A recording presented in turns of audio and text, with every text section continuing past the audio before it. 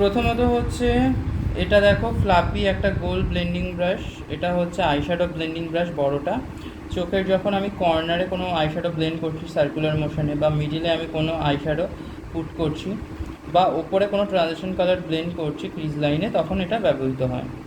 এবার দেখো এখানে একটা ছোট ব্লেন্ডিং ব্রাশ আছে, যখন আমি ব্রো বোনে মনে করো হাইলাইটার লাগাচ্ছি, বা ব্রো বোনে কোনো আইশ্যাডো মার্চ করছি, বা ইনার কর্নারে ছোটো জায়গায় আমি কোনো আইশ্যাডো বসাচ্ছি, তখন আমি এটা ইউজ করব। এবার আসছে শিমার ব্রাশ।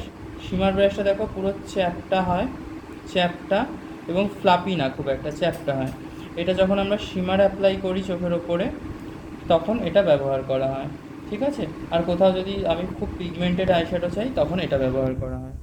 এবার দেখো এটা হচ্ছে আইব্রো স্পুলি ব্রাশ। এটা দিয়ে আইব্রো ড্র করার জন্য, এবং এটা দিয়ে যে কালারটা দিয়েছি আইব্রোতে সেটা ব্লেন্ড করার জন্য ব্যবহৃত হয়।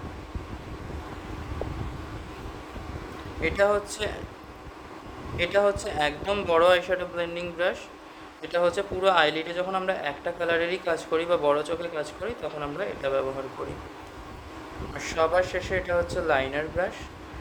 লাইনার পরানোর জন্য এটা আমরা ব্যবহার করে থাকি। ব্যাস।